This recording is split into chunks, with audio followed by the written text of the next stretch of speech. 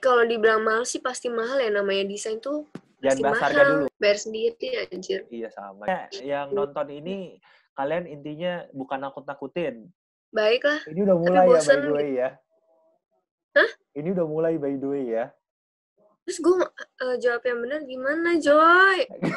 Nanya jawab yang benar gimana dong. Halo semuanya, bincang-bincang kali ini kita bakal ngobrolin tentang seputaran kehidupan mahasiswa desain interior dan arsitektur. So stay tune semuanya. Gimana kabar lu, Cak? Oke lah. Lu udah berapa bulan sih di rumah? Gue dari Maret akhir. Oh, Maret akhir. Terus kuliah gimana? Online apa? Sempet online atau enggak? Sempet, gue udah online dari UTS sampai UAS, gue udah online terus. Dari UTS. UTS itu tanggal berapa? UTS gue tuh April awal. Online semua ya? Lu semester berapa sih sekarang? Gue semester 4 mau 5. Perkenalan diri dulu dong, kuliah di mana, ngambil jurusan apa? Gue tuh kuliah di Untar, ambil jurusan desain interior. Kenapa milih desain interior sebagai major lu? Kenapa? Karena mungkin lu udah suka gambar dari kecil atau gimana? Gue sih suka gambar, suka warnain. Jujur aja nih ya, gue mau ambil jurusan interior tuh pas kelas 12 semester 2 nih. Oke. Mepet banget kan. Tapi gue udah mulai mikir-mikir dari kelas 11, cuma belum fix gitu. Terus awalnya gue pengen ambil DKV, cuma gue lihat lagi kan dari prospek kerjanya nanti, ternyata lebih mending interior nih duitnya gitu. Oke, betul. Ya Karena kita udah. pasti mau nyari duit ujung-ujungnya. Benar. Ya udah, jadi gue pilih oke lah coba interior, soalnya gue juga nggak terlalu bisa gambar muka lah segala macam, nggak bisa cuma kayak iseng-iseng gambar doang. Tapi emang lu udah kepikiran desain interior dari kecil atau enggak sama sekali? Atau dari kecil masih kayak bingung atau udah kepikiran kayak DKV dari kecil atau gimana? Gue sih bingung ya, sumpah. Gue bingung buat milih apa tuh dulu. Jadi awalnya gue mikir pendek cuma kayak, nggak mau lah gue kuliah hitung-hitungan, hafal-hafalan, gue nggak mau ogah banget gitu. Ya udah, jadi gue pilih yang agak kayak desain-desain. Desain interior tuh masuk di fakultas apa sih di Untar?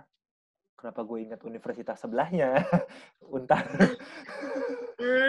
Masuk Fakultas Seni Rupa dan Desain.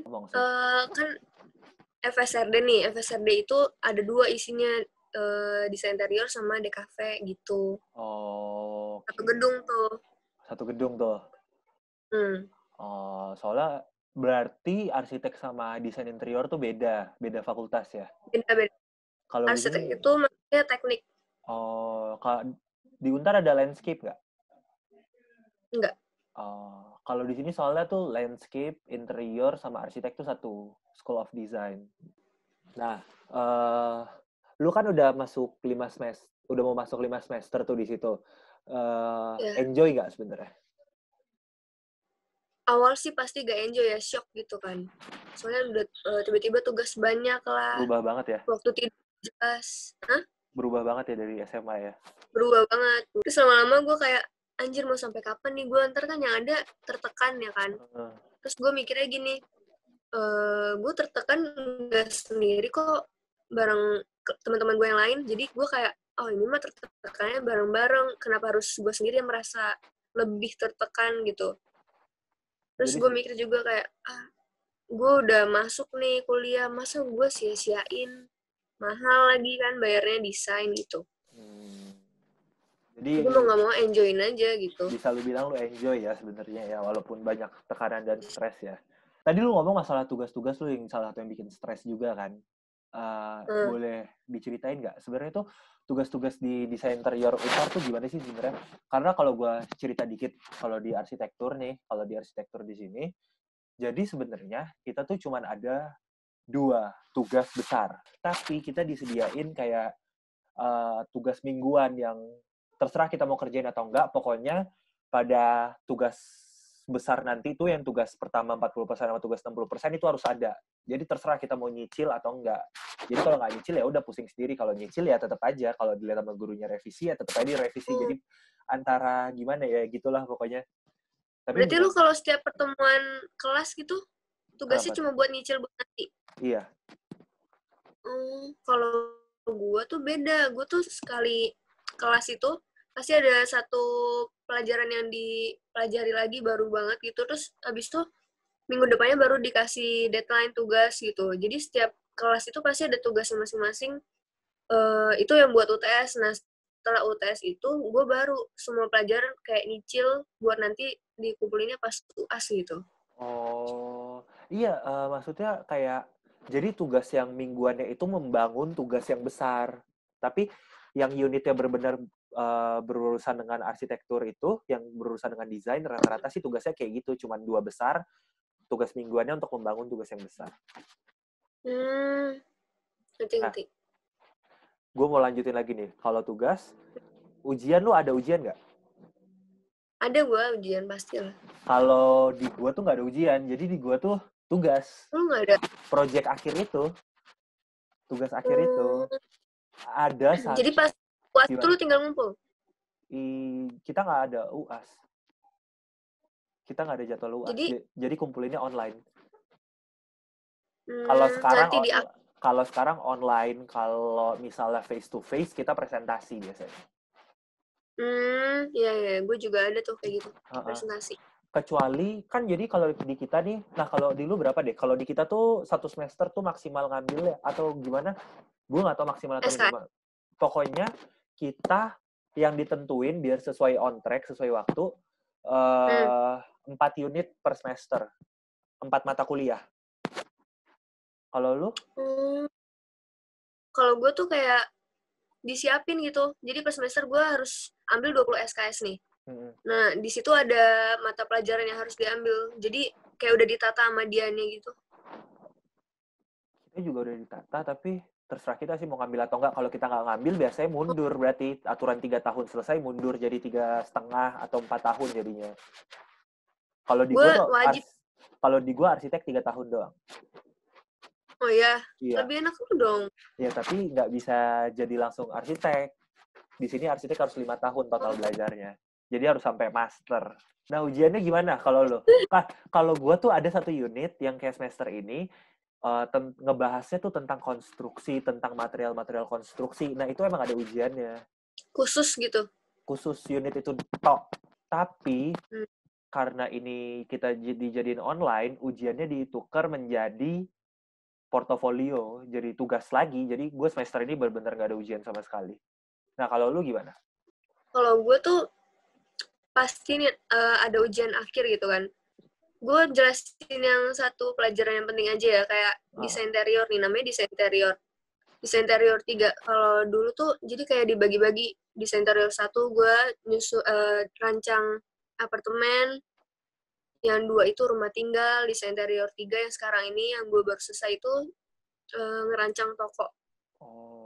Jadi setelah UTS itu gue kayak setiap setiap pertemuan itu kayak nyicil buat UAS nanti tentang desainnya segala macam gitu.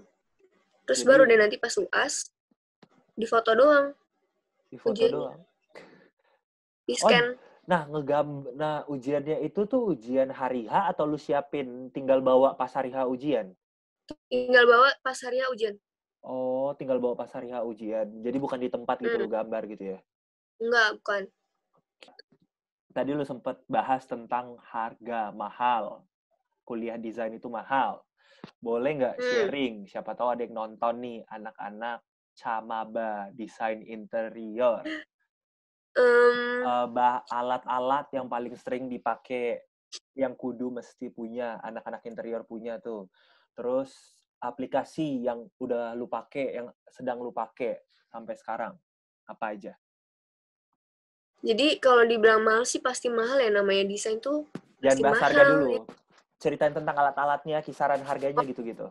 Nih, jadi karena semester gue masih manual, jadi perlu pensil, penghapus, penggaris juga ada. berbagai macam. Ada segitiga, ada yang panjang 30 cm, 60 cm gitu kan. Oh ya, terus ada yang namanya rotring. Rotring itu kayak drawing pen, cuma ujungnya itu kayak benang yang tipis banget gitu kan. Satunya itu 300 ribuan. Jadi kalau patah, beli lagi gitu kan. Jadi pas gue masuk itu, disuruh beli peralatan. Gue udah habisin sejutaan. Sejuta lebih lah. Nah, udah gitu, karena gue masih manual, setiap ada tugas, otomatis beli kertas kan. Nah, itu pensilnya tuh. Bukan, apa namanya, yang pennya. Iya, itu pensilnya. Bangke emang. Gue juga punya tuh. Jadi kurang lebih untuk semuanya udah habisin berapa? Aduh, gak tahu sih ya. Kisaran. Maksudnya setiap ada tugas nih, beli kertas yang satunya itu 3.500 gitu. Beli kertas yang satunya 3.500? Nah, terus beli penghapus yang kecil banget. Lo ada nggak sih penghapus kecil namanya Mono Zero? Ada nggak? Nggak ada Mono Zero sih, tapi ada penghapus yang tipis banget yang belum gue pernah pakai sampai sekarang, tapi disuruh beli gue juga bingung untuk apa. Udah lebih dari 1 juta berarti lo habis ya? Bisa dibilang gitu sih. Wow. Kalau aplikasi gimana? Apa aja yang udah lo pakai? Gue belum. Soalnya kan sih. Lu hand drawing sama digital kan? Nah, ini baru semester 5 baru diajarin yang digitalnya gitu. Yang sebelum semester 4 ke belakang ini belum ada digital sama sekali? Belum disuruh. Oke. Boleh sih bagi orang yang udah bisa gitu. Kalau enggak ya udah pakai tangan.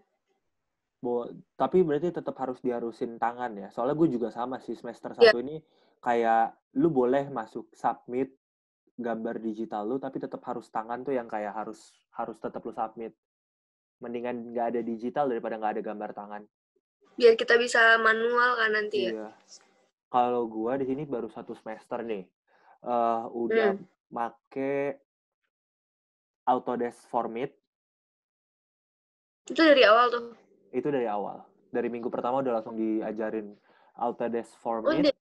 Kenapa? Iya, diajarin kan? Iya. Enak. Autodesk Formit. Sebenarnya nggak diajarin sih, lebih ke kayak disediain video, kita nonton. Jadi selama di lab tuh ya, kita nonton video yang udah disediain. Kalau udah habis nonton, kita langsung kerjain, kita coba-coba. Kalau emang nggak ngerti, baru kita tanya. Jadi kita tetap aja harus nonton video. Jadi kayak harus belajar sendiri dulu. Kalau ada yang nggak ngerti, baru nanya. Iya. Nah, gue Autodesk Formit, terus InDesign, sama Photoshop. Iya, Photoshop. Baru 3 itu sih semester ini. Iya. Lu kalau aplikasi gitu bayar sendiri atau dibayarin kampus? Bayar sendiri, anjir. Iya, sama, gila. Gue juga bayar sendiri. Nambah-nambahin aja. Kan duit lagi. Duit lagi. Ini ya, yang nonton ini, kalian intinya bukan nakut-nakutin. Tapi worth it kok kalian kuliah gitu. Ini fakta lah yang terjadi. Betul. Gitu. Ini kita ngomongin faktanya aja. Tapi kalau emang kalian enjoy, pasti worth it kok. Iya kan? Iya. Kalau emang kalian suka, pasti worth it. Oke. Sekarang kita bahas tentang mahal nggak kuliah interior. Tadi dari alat-alatnya aja kita udah tahu itu sebenarnya mahal. Kalau uang kuliah tuh berapa? Uang kuliah, terus misalnya ada beli kertas, segala macam berapa? Uang kuliah per semester berapa kalau boleh tahu? Gue awal kena 28 juta. Tapi karena gue ujian, jadi kena diskon 50% kan. Itu cuma bayar uang gedung awal doang. Nah, kesini-sininya gue selalu 14,8 deh. 14,8 juga dibagi 2, itu ada duit gedung yang nggak bakal berubah, sama satu lagi SKS, sesuai SKS yang gue ambil gitu. Satu SKS gue 300.000 gitu. Jadi naik turun ya sebenarnya. Berarti kalau SKS yang diambil banyak naik, tapi kurang lebih sekitar 14,8. Kalau uang tugas-tugas yang udah lu keluarin untuk beli kertas, beli gitu-gitu, beli maket, lu pernah bikin maket juga kan? Bikin gue dari semester 1 pun bikin anjir. Udah gitu bahannya nggak mahal, nggak murah ya kan? Lu juga kan? Aduh. Lu udah bikin berapa market? Baru ini satu. Baru satu ini. Ini pun gue bikin. Jadi tugas akhir satu. Kan tugas gue udah gue bilang cuma 2. Gila sih. Jadi dari pembicaraan kita ini gue bisa sebut kalau Anda enjoy menjadi anak desain interior. Enjoy. Amin. Gimana lo? Lo enjoy gak? Baru semester pertama, of course, gue enjoy. Bagus lah kalau udah bisa enjoy mah. Gue awalnya aja enggak. Gimana? Awalnya gimana? Coba cerita dulu. Iya, gue anjir. Kan shock kan, karena shock tadi gue bilang. Jadi kayak, apaan nih? Kok tugas segini banyak, terus deadline cuma segini gitu. Awalnya pasti gak enjoy, gue kayak, gila gue apa nggak jadi lanjut ya. Tapi gue mikir lagi, kasihin mak gue udah bayar gitu kan. Udah gue paksain diri aja. Tapi emang gitu. Biasanya orang-orang yang baru masuk tuh pasti kagok semua sih. Kayak, misalnya kayak, gue juga kaget sih. Bukan ke tugas sih, karena tugasnya biasa aja. Maksudnya emang banyak, tapi ya emang harus, kalau emang pinter ngatur waktu bisa-bisa aja. Tapi lebih ke seenggak peduli itu dosen.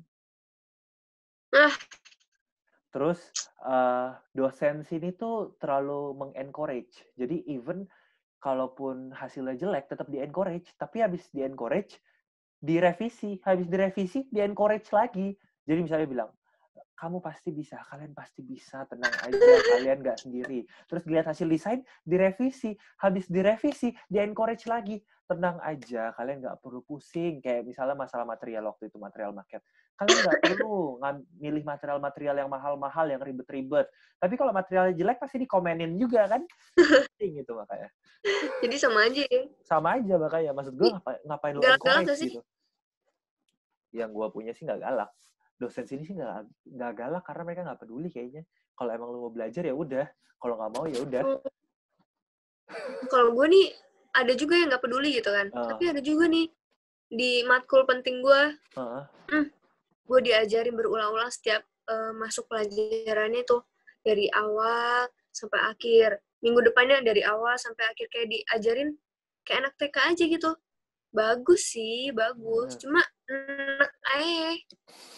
Yang muda ini lebih rasional gue bilang ya, otaknya gitu.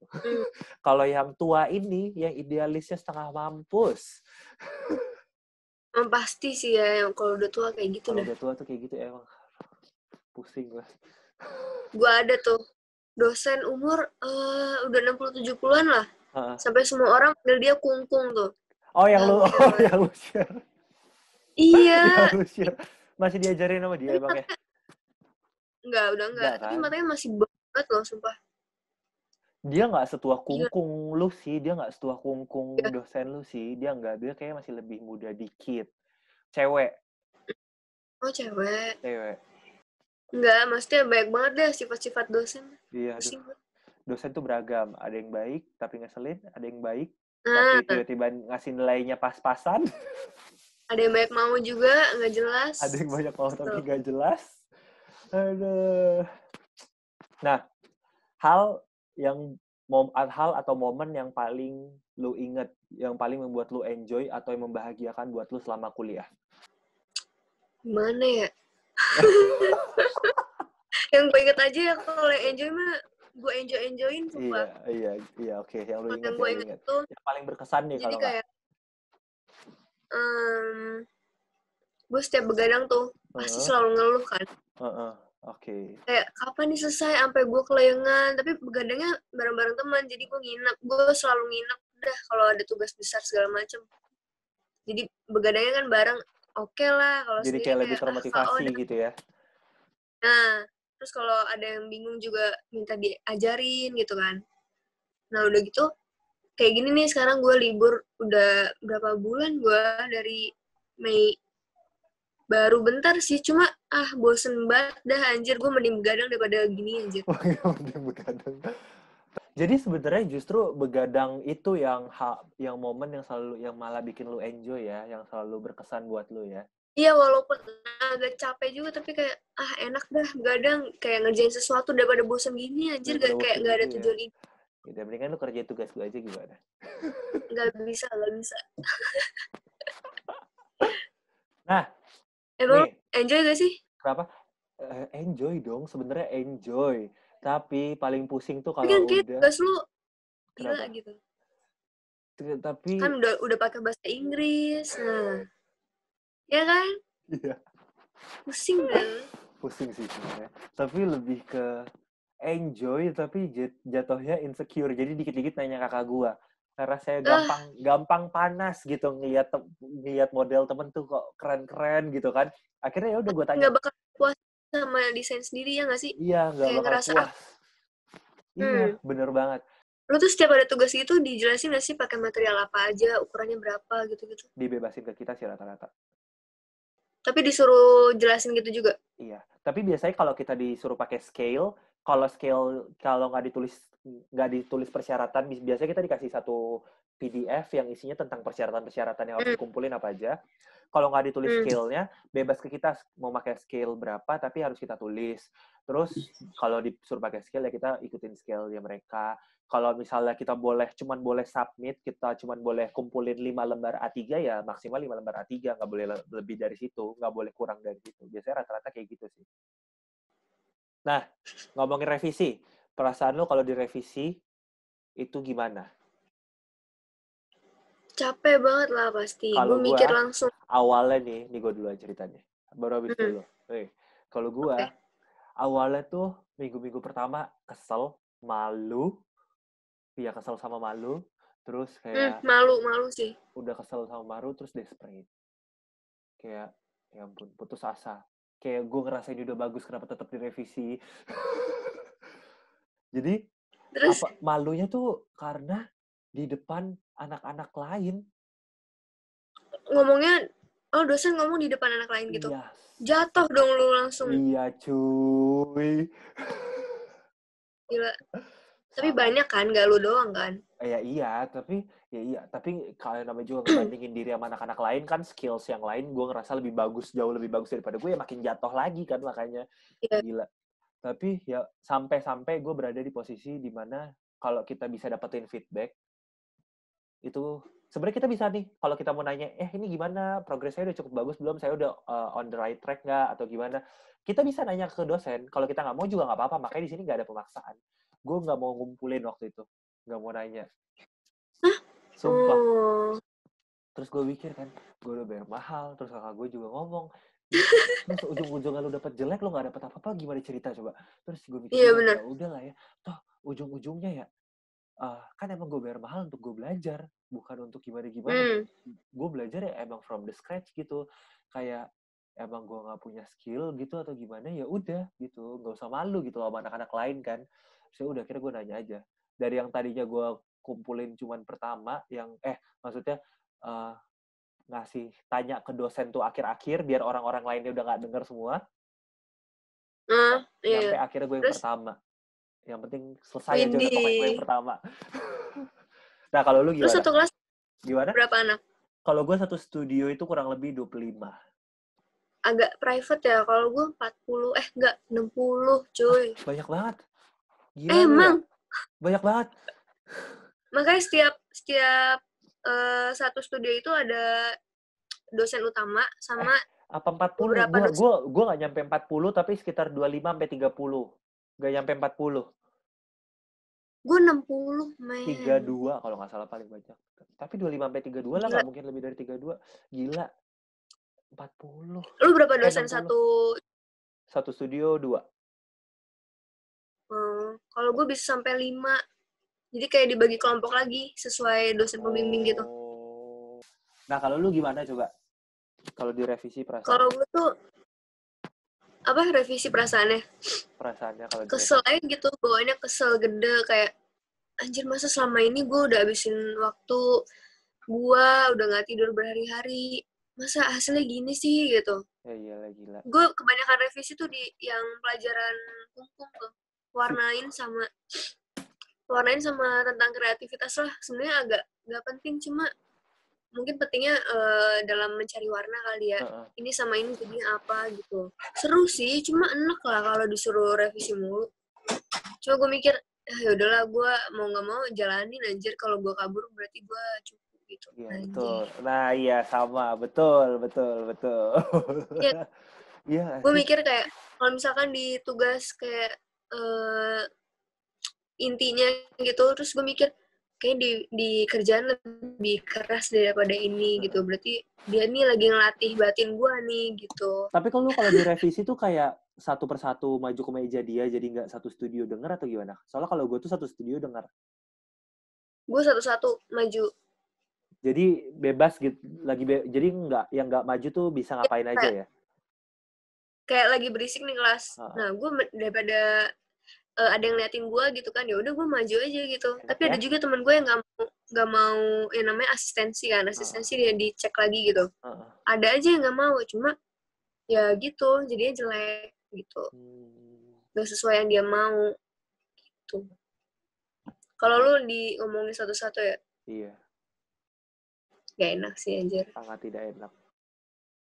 Terus kita bisa melihat karya orang lain yang membuat kita menjadi insecure. Nah, pertanyaan terakhir. Bukan pertanyaan terakhir. Pesan, ada nggak yang lu mau omongin untuk anak-anak Camaba desain interior? Gue saranin lu harus siap 2 nih. Apa tuh? 1, duit. Yang kedua, tubuh lu sendiri.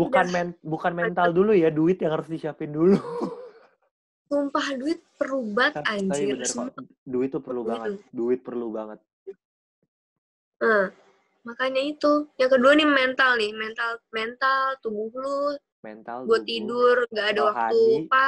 Kerohanian. Gitu dah. Ya udah, itu doang pesannya untuk anak-anak desain interior. Kalau pasti capek ya, gue omongin aja nih belak-belakan, pasti lu capek. Yang namanya kuliah mana sih yang nggak capek gitu. Betul, semua meja. Tergantung lagi lu ngatur waktunya gimana dengan tugas sebanyak itu gitu. Soal menurut gue. Karena gue gak bisa bagi waktu, ya udah. Tapi enjoy aja sih, kalau emang lu suka sih ya jangan jadi takut gitu. Iya, bener. Sama juga kalau arsitek tuh, kalau menurut gue, mental, badan, sama motivasi harus lu siapin. Iya sih, harus motivasi. Sama lu terakhir duit. Karena gue rasa kalau di Indonesia itu, arsitek itu, ya yang pasti nggak semahal di sini. Terus, banyak beasiswa kok.